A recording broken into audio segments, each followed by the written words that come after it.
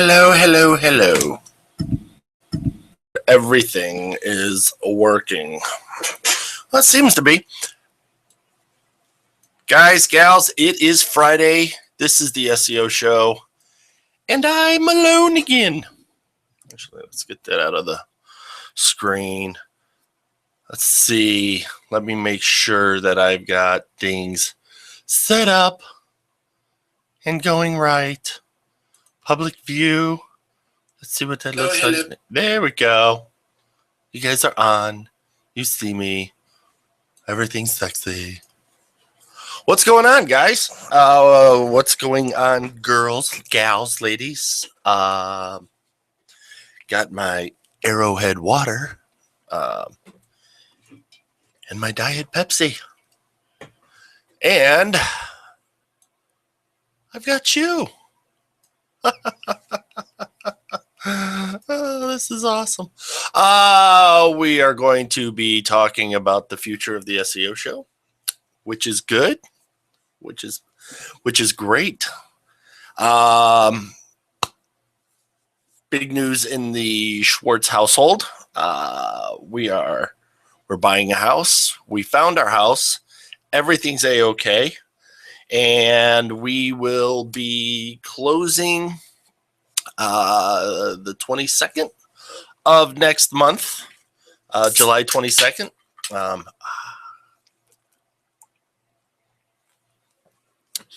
And moving in, and then the wife goes back to work. She's a school teacher, so she'll be back to work the week afterwards. And we'll be shooting live from the new offices, the new home office. And, during wow, my processors are really working hard today. Let's see what we got going on here. Let's see what we've got going on and quit a bunch of stuff. Don't need that running. Don't need that running. I do need the mouse to work. And live cam's on. Processes are screaming at me.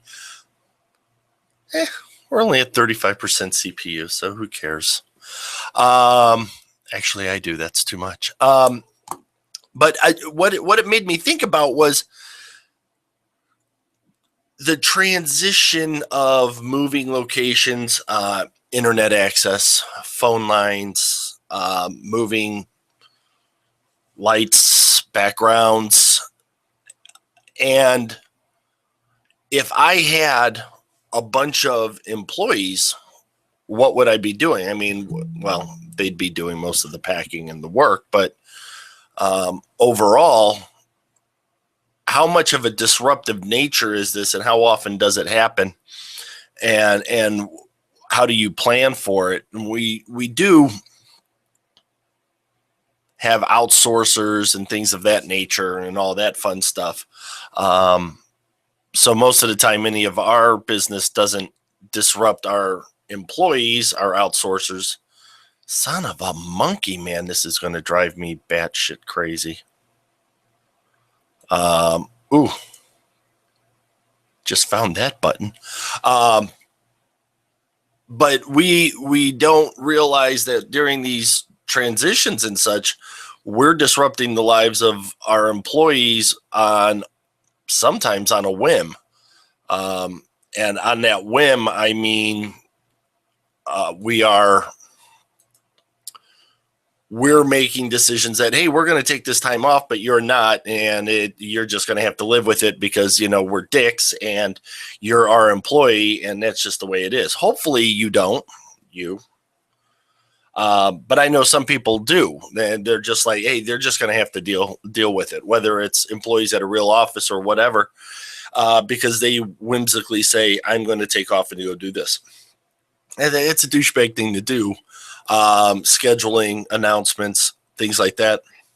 I'm hoping to get Kyle Graham on 10-minute pages, 10-minute funnels guy. He's gone to the Philippines to hang out with his outsourcers and developers and the guys he works with. He's really concerned about his team, and I really like the fact that he has so much stuff structured and fit together. Let me reach for this. Musical interlude. And we're back. And my lights have to adjust, or the camera has to adjust to the lights. I have this book here, and I have it tagged and pages flipped and creased and everything. It's Virtual Freedom by Chris Ducker. Great book. I've followed Chris. Actually, the first time I ran into Chris Ducker, he was doing some outsourcing videos and talking about outsourcing. And he did an interview with Mike Michalowicz, who hopefully we'll get on the show soon, again, rescheduling. But Chris runs outsourcing agency and tells you everything you're going to need to know. Virtual Freedom, get it at Amazon. It's very inexpensive. A great book. Not salesy. He's not trying to sell you on his service. He's trying to sell you on different things, from pricing to laws to religious holidays to and he's got some people who have worked with him or have used virtual assistants and things very successfully to go from a one-person shop all the way up to $1 million companies. And that is what we're going to kind of talk about today. SEO services, SEO software, and outsourcing, things that I think you need or should be aware of or should be taking a look at, and realizing that a lot of times what's holding us back is us in our SEO agency field. I know a lot of people try to be the salesman, the marketer, and the SEO guy, and they come across things that are difficult unless you've got like 3, 4, 5 clients that are paying you tens of thousands of dollars a month or even more. Makes it hard to expand and to grow when you're trying to do all of it yourself. Yes, there are things that you can set and forget and blah, blah, blah, and, be reactive in your business. But I think, being proactive and setting up systems and people to handle these things just helps you grow and relieve some stress. It just something to think about, and that's what we're going to talk about. But I wanted to ask you if any of you have used OK Go or OK Google. Sorry, OK Go. It's a band. OK Google. And I may have just launched my computer into starting to do things because I use Chrome, and of course we're logged in. The OK Google thing. Has anybody noticed that your microphones or your camera lights activate at weird times? This beautiful and the reason was somebody was talking about yesterday. I'm not calling anybody out because I don't want to put, even though there was a Facebook post, I don't want to put them on Front Street. They were talking about how they went to the store, they bought something, they came home, and all of a sudden their Facebook ads about what they bought, and said that it was a weird connection. And I kind of said, wow, you should really, understand this OK Google thing. Also, just imagine. And I said I would, he said, expand. And I said, I will. And I'm doing that now.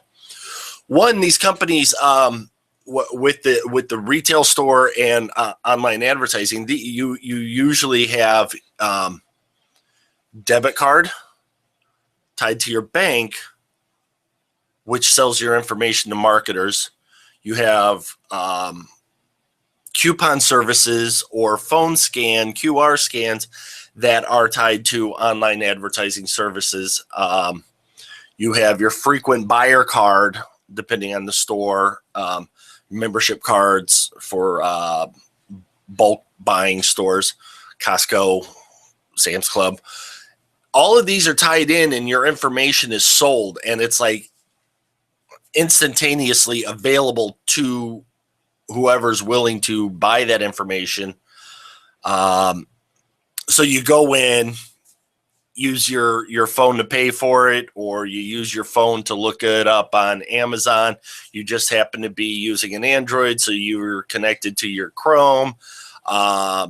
You scanned it looking at the price. You then went and bought it. You used your frequent buyer card for your 10-cent discount, your gas purchase, and all of that. And then boom, you come home and you log in, and they go, oh, we know where you're at because now you're at home because we have your GPS coordinates, which are connected to your browsing history. And now we know how to retarget you. And because you just bought this product, we're going to keep marketing you to that, which has always been my question is, why aren't they marketing, hey, thanks for buying? That'll freak somebody out, Hey, we really appreciate you supporting us. We'd love to support you. Here's a question thing. We're going to give you coupons. You'd be like, whoa. A lot of people don't recognize this. Which brings me into OK Google search. OK Google has to be ready for you to ask it a question, which means that it has to be on all the time, always listening, so that when it hears OK Google, it fires up. So in that case, it's always listening for that word and then the instruction, but it has to be listening. So do you think that it could be listening towards different things like a conversation? You have your iPad or your Android device sitting on the table, let's say sitting on the countertop. And you come home and you're talking with your wife, your husband, your significant other, whatever. And you get in this heated discussion about, you didn't buy toilet paper. Is it possible that Google's voice recognition software that is listening for OK Google is also listening to this relationship argument and then can retarget you for couples counseling, marriage counseling, churches, mental health facility, pharmaceutical drugs,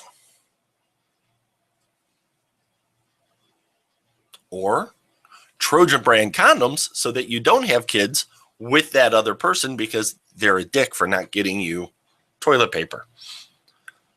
And I don't mean dick as in a bad word. I mean, as his name was Richard. I'm just calling him Dick for short. Dick and Jane. Get it? So now they have that. They're listening to you, and then it opens up all this extra marketing. Just an idea, guys.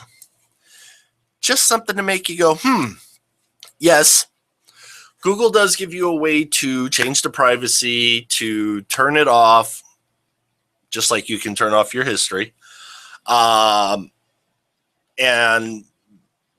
different things of that nature. I don't know. I do know that you can shut your computer off and it'll be fine. But are our phones really all off? I mean, I know I've got to hit a button to turn mine on, but is it able to still listen? Of course it is. It's not paranoia. We all know that the GPS is on. You have apps running in the background. If you have a battery saver, whatever that battery saver is, tells you that these programs are relaunching themselves, which means they're getting data. They're collecting data from you, usually GPS locations, so that they can sell your information to an advertising company or whoever would buy it. Now, we know this is happening, so it's not a far reach to say that they are able to also listen when the phone is technically off. Is it off? No, it's not off. If your battery is draining, there is something running. There is a process running. It's on.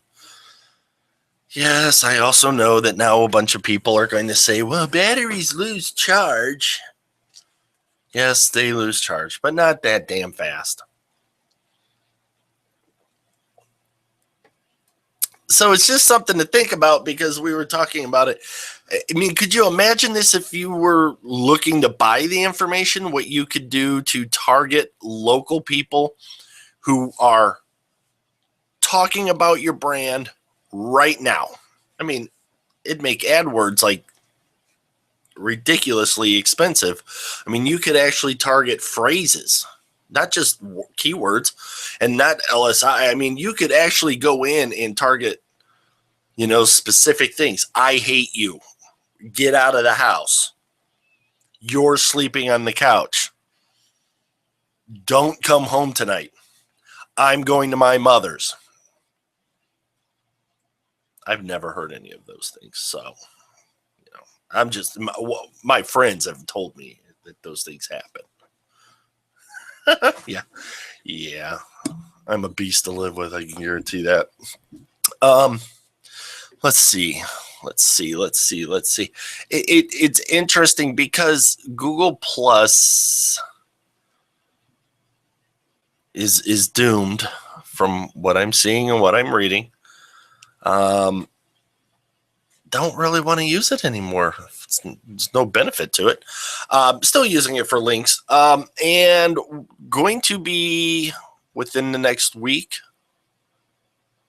Hopefully within the next week or two, before the relocation happens, going to be launching the podcast, getting everything in order, getting all the people together to do the editing, the postings, the sharings, the carings, and all that stuff.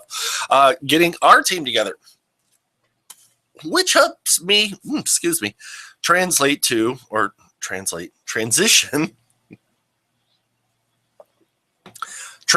to softwares, services, and outsourcing that hopefully you've all come to love using yourselves in your business. So I've got a small list here, and just going to go through, talk about a couple of them, and benefits, negatives, see what you think.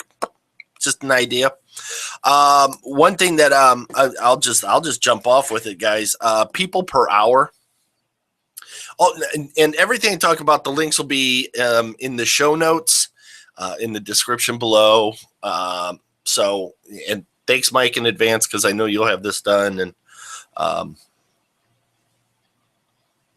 you need a writer.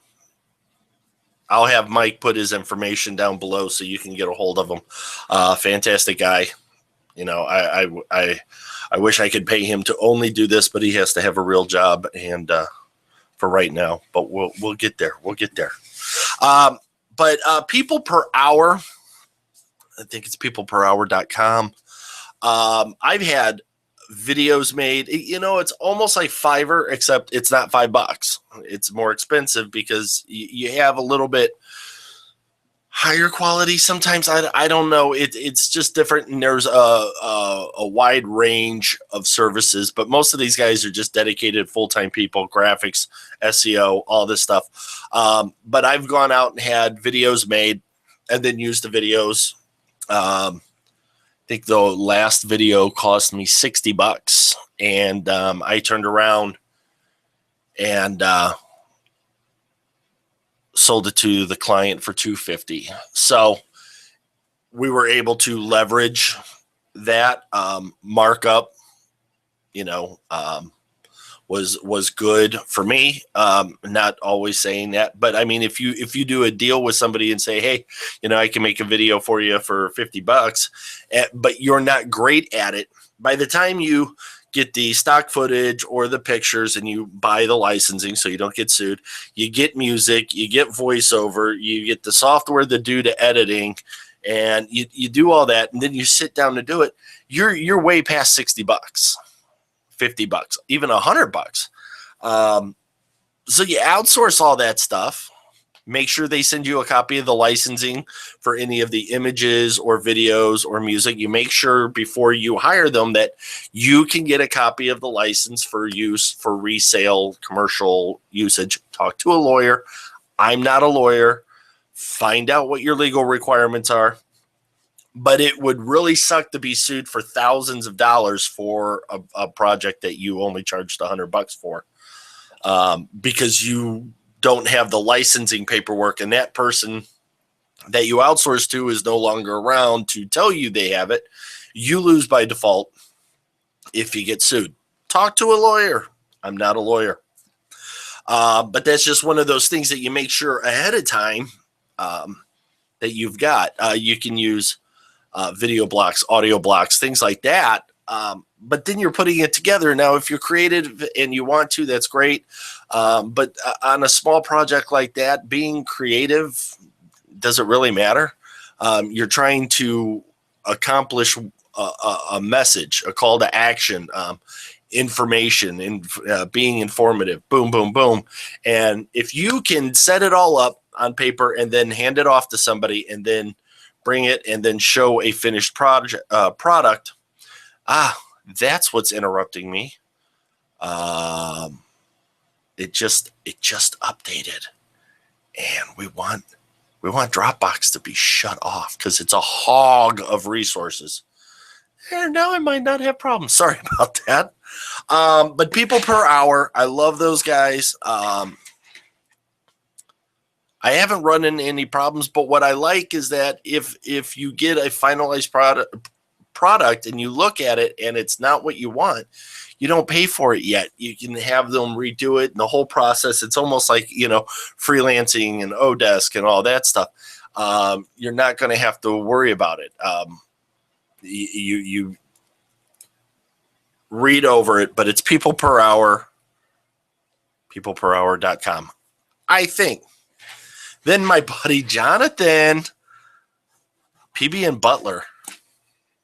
Guys, I use PB and Butler every week. And the reason is the social media backlinks.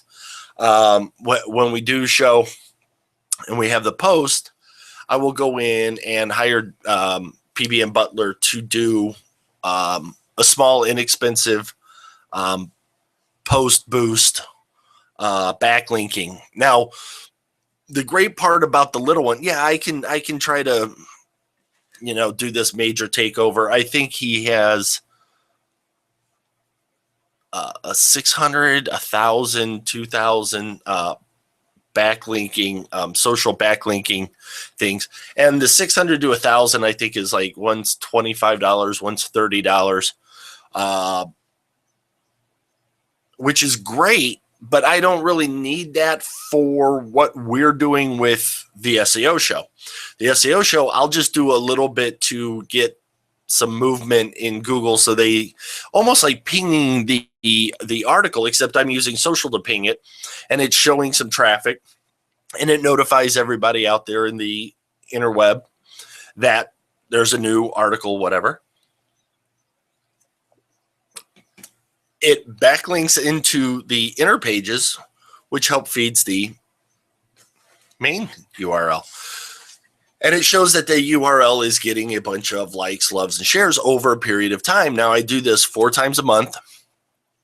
And, let's just say that it's 50 things. Well, that's 200 social shares a month just from me doing it, let alone everybody else doing it and retweets that we have, because I think, we're near or past, and let me just check and make sure before I'll try not to misquote myself, but let's go to Twitter.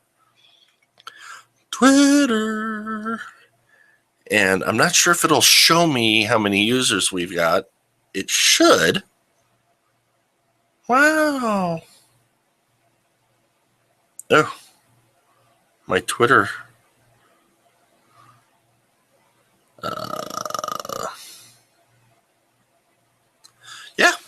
We have over we are 7 away from 1,100 followers.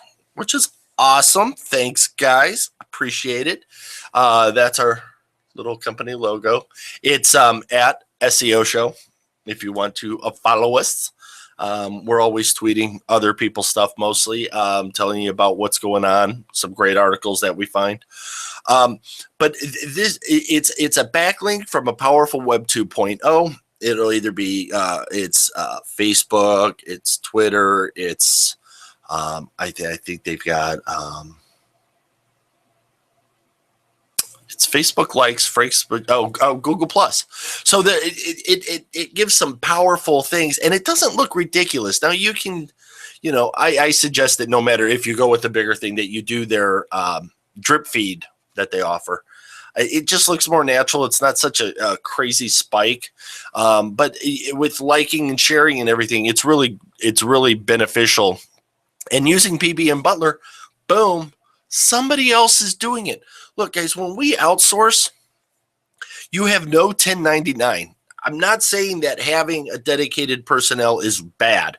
It is. I'm looking for somebody who's dedicated. Mike, our writer, he's our dedicated go-to guy. If we have somebody else writing something, he's going to go over it. He's going to make sure that it fits what we want. It fits in with how, our voice is, and the information that we hand out. He's going to make sure everything's congruent.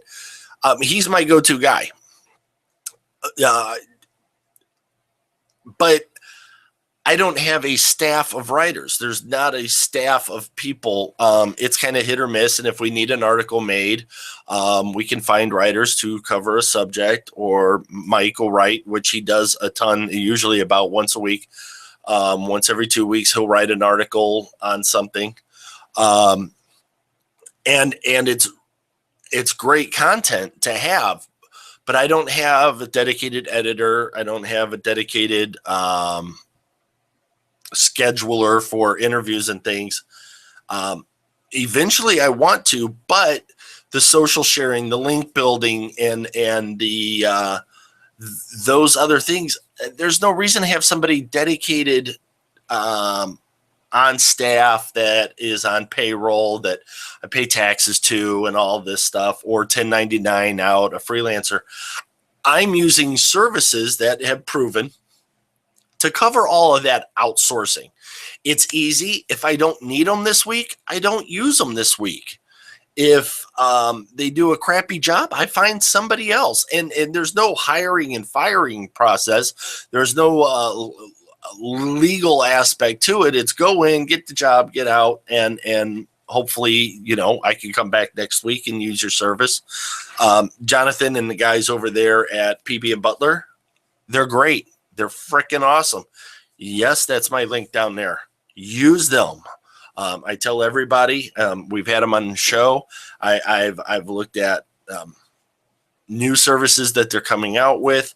I've used their citations. I think we sent 3 or 4 client information and did, 100 citation package for each one. They were the best price. It took a little bit of time because, they were going through and manually doing everything, and it was great. Checked it. I've screenshots. I pinged it. I'm backlinking to them, and they're all working great. Rankings went up too. So thanks, Jonathan. I think my lip has a hole in it. And of course, everybody goes to Fiverr. Fiverr is Fiverr. Fiverr is cool for what you need. If you need some, graphics and things done, I get worried that if I say a guy's name, like PB and Butler, it's a company. But if I say a guy's name on Fiverr, everybody goes to him.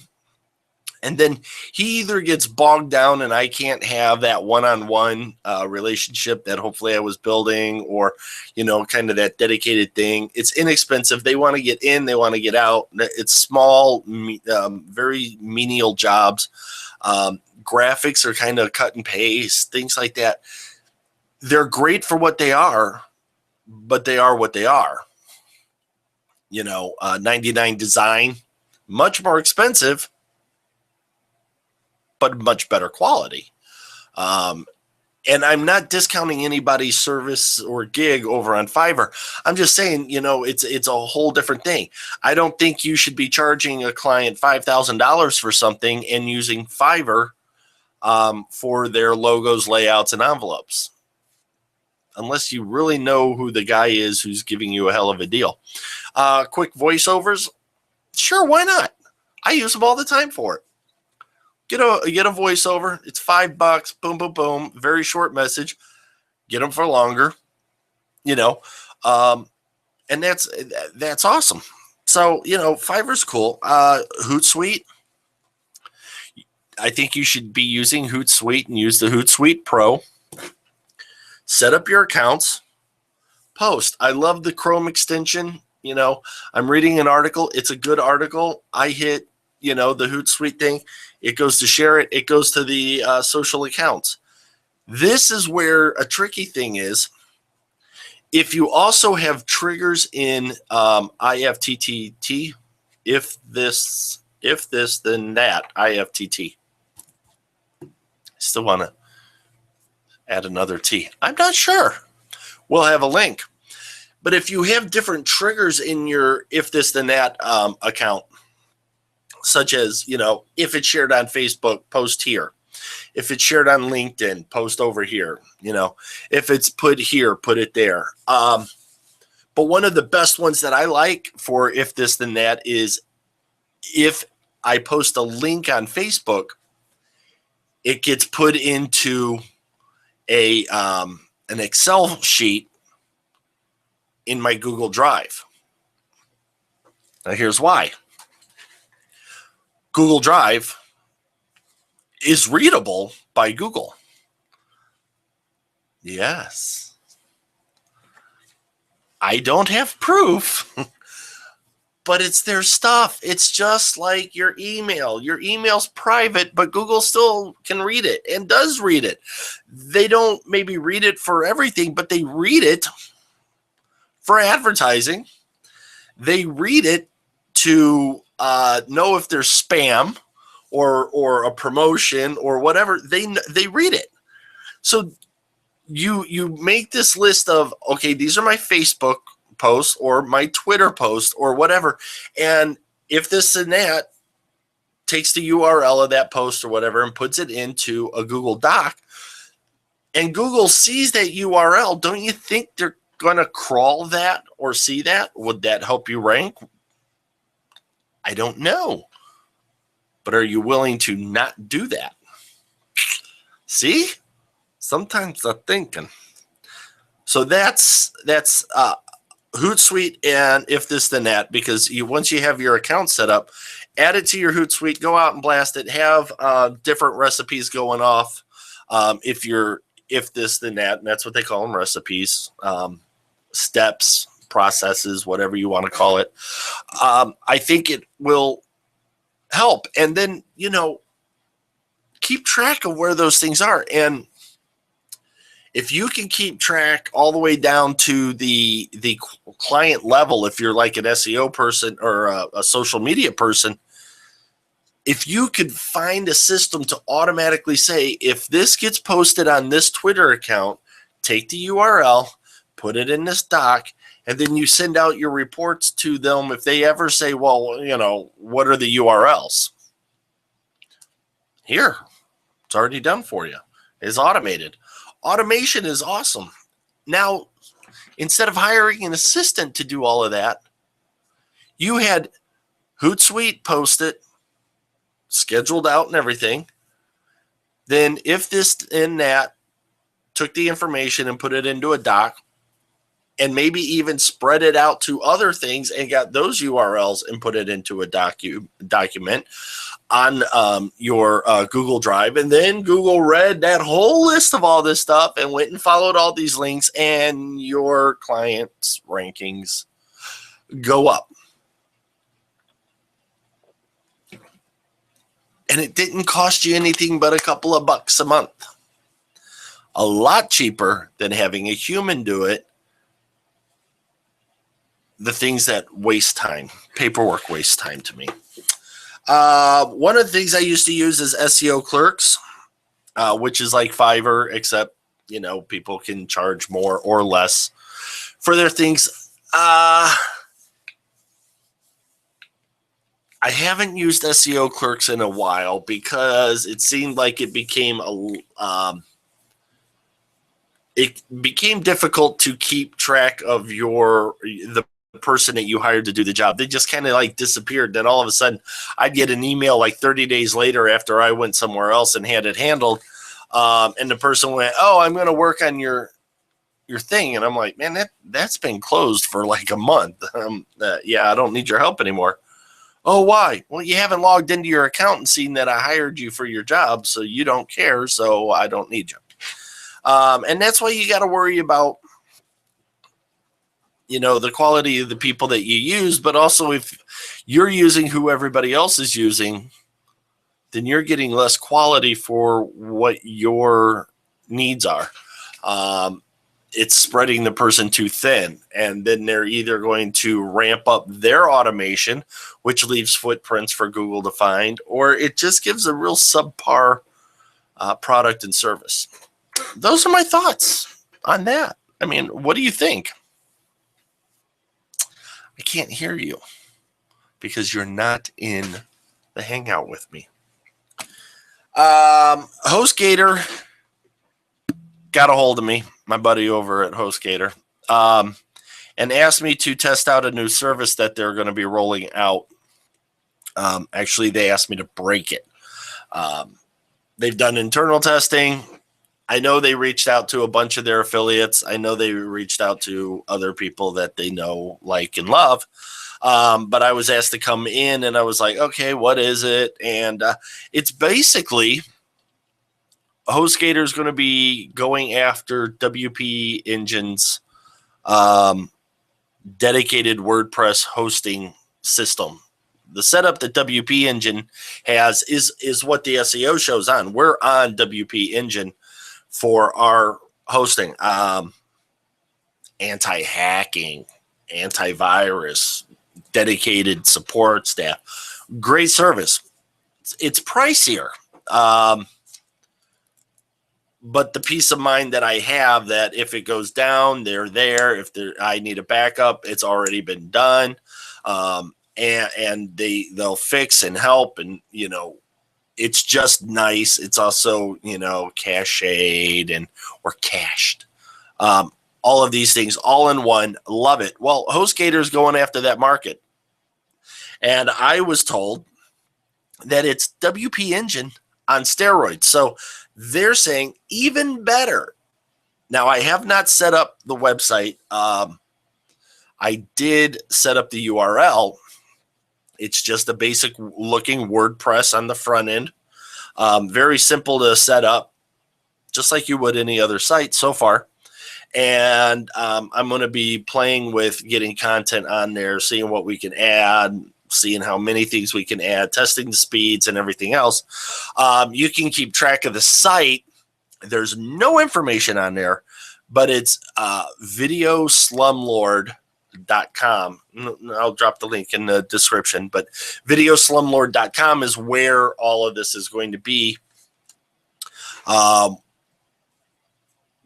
And I'm just going to be putting up some random stuff. There's going to be zero value for you to go there for now. It's literally just a test URL, and we're just going to be beating up and seeing what we can break and seeing who we can offend and upset over at HostGator, and seeing what's going on there, and keep you guys posted on that project.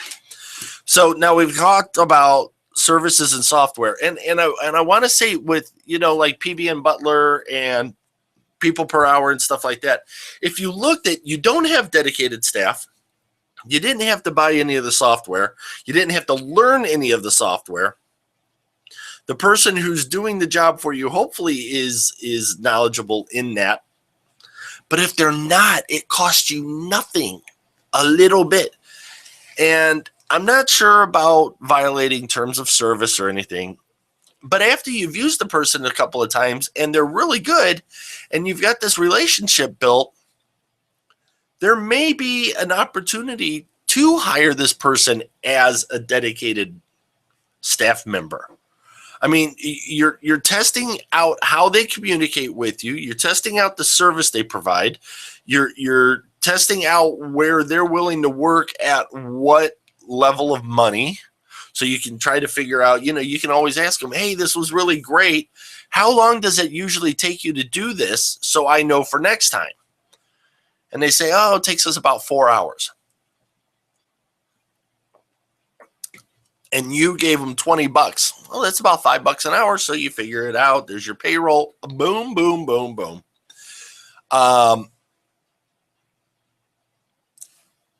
And maybe that'll help your business, but that is also a great way to test out if you want to hire this person. Or, I mean, I've contacted some companies to do some work, and still to this day, 6 months later, I'm still waiting for a reply.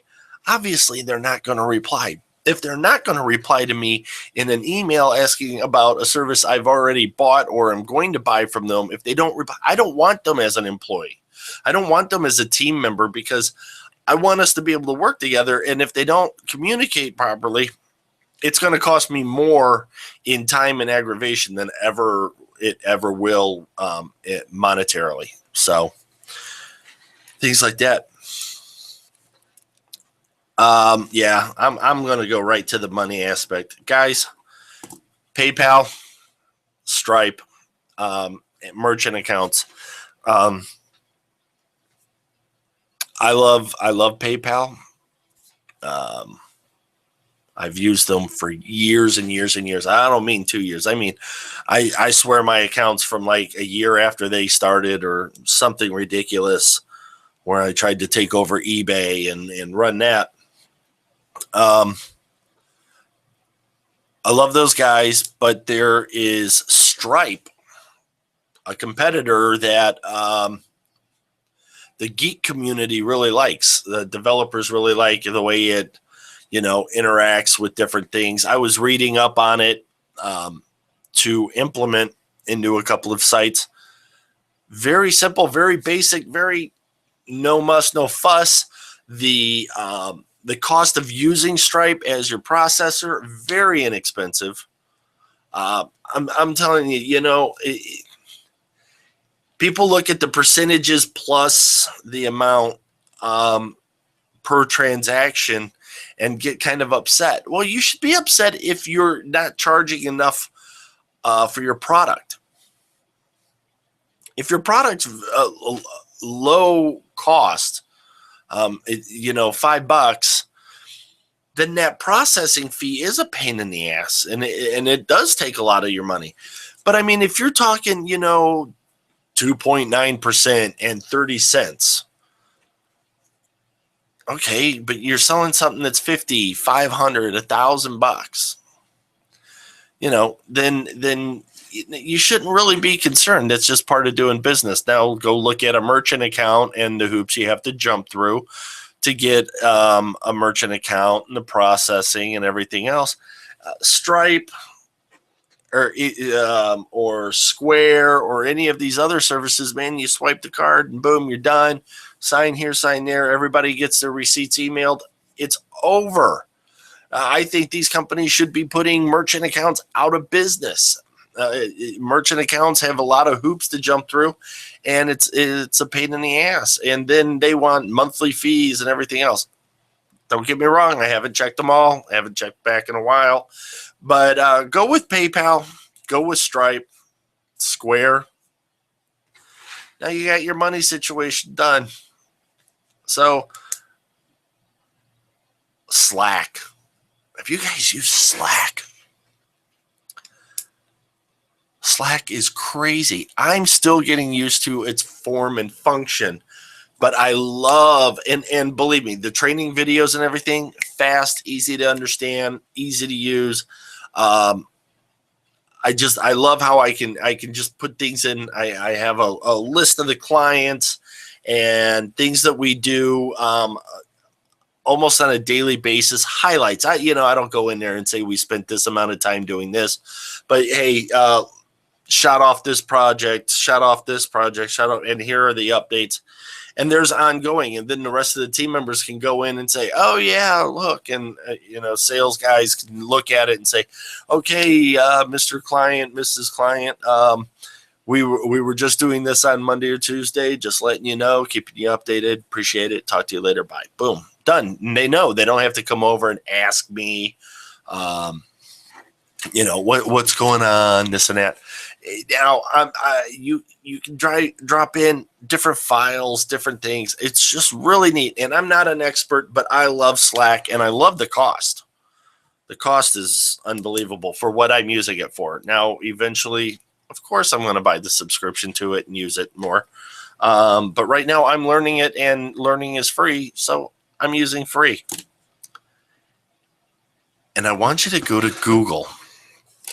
And I want you to look for Pronto email service. It's Pronto, Pronto. It's encrypted email. Interesting. And they don't keep any of your information, and their servers are located in another country that doesn't give out information such as emails and things. And if you're talking to business partners and things about some stuff you just don't want other people reading or knowing about, or doing crazy stuff with your information, Pronto email, Pronto encrypted email.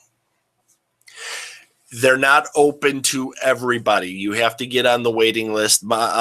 It took me about a week to get on. It's there as a backup right now, and testing it. You've got to go through 2 and 3 different logins to get the decryption keys and everything synced up.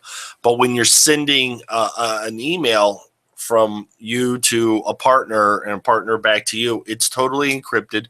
Nobody can read it, only you two, and it works in the browser, so you don't need I think it's PGP, pretty good protection. I think that's what it was.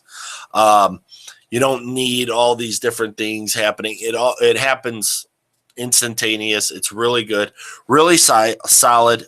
Pronto email. Pronto encrypted email, just for communication. Like I said, you can use Gmail, and yeah, it's encrypted from everybody else, but it's not encrypted from Google. And you spend all day hiding everything from Google, VPNs, VPS, proxies, proxy rotators, clearing your cookies, automatic cookie cache and history deletion, logging out, logging in, doing all this stuff.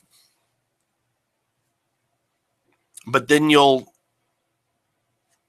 drop private notes on Facebook, or you'll send an email through Google and all that, explaining these crazy things and talking about all these different things that you're doing. And then you're like, oh man, I wish that would have lasted longer. Well, you kind of told them. And yes, they're listening. That's what they get paid to do. They're listening. They want to know what we're doing to break the system because they're trying to make money. So don't be upset that they're listening. Not to mention, check out their privacy and terms of service.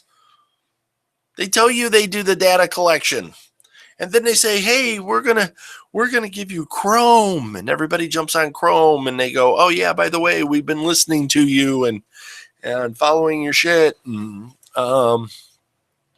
then you go, "Whoa, my privacy's been..." Yes, but you told them to take your privacy.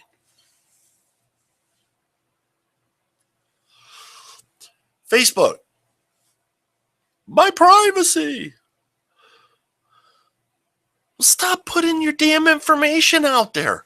I was at, checked in at home, and then you say you're going on vacation and you wonder why you got robbed. It's because you told the bad guys where the hell you were going to be. How'd the bad guys know you live in that neighborhood? Because they type in a city name and see who all else checked in there. And then they just look at your wall. It's public. Ay, ay, ay.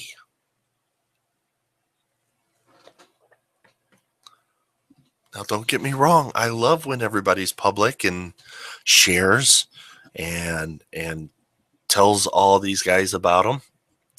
Because as a marketer, it makes them easier to target.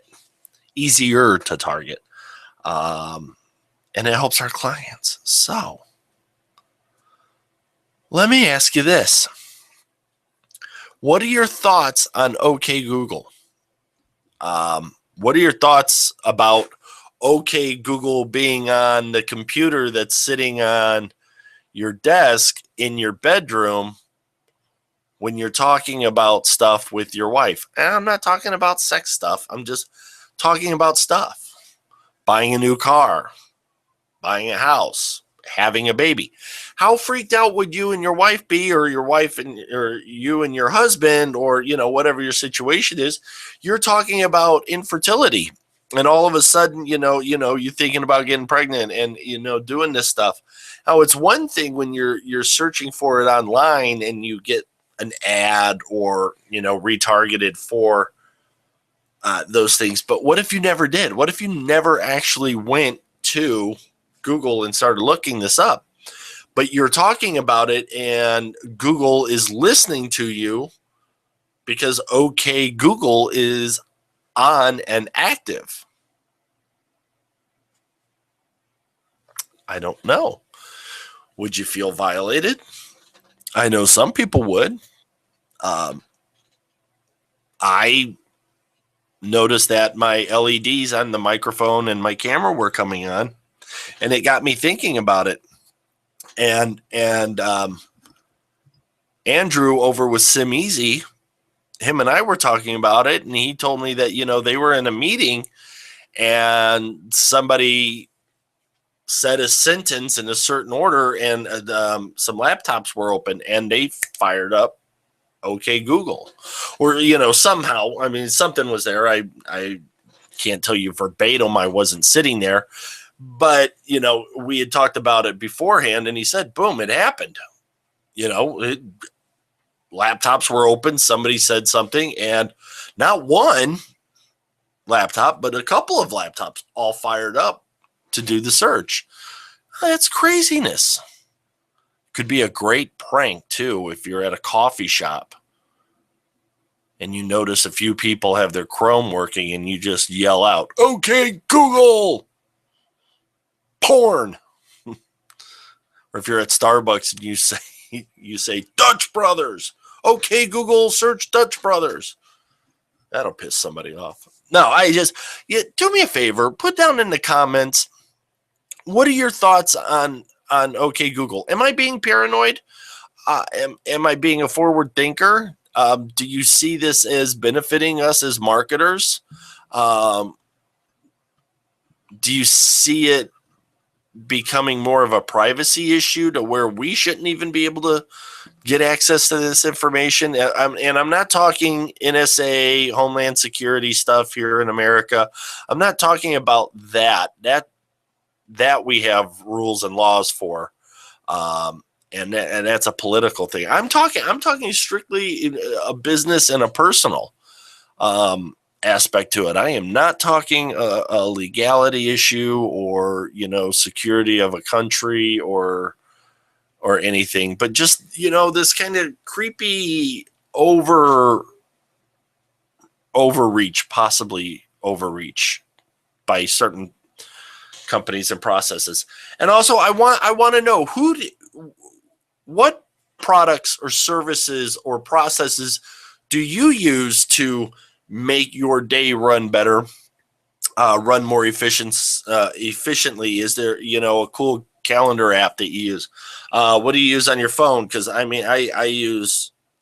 got everything from Twitter to Hootsuite to If This Then That. I've got my music. I've got my video stuff. I've got my GoPro apps. I've got all these crazy features and functions. And,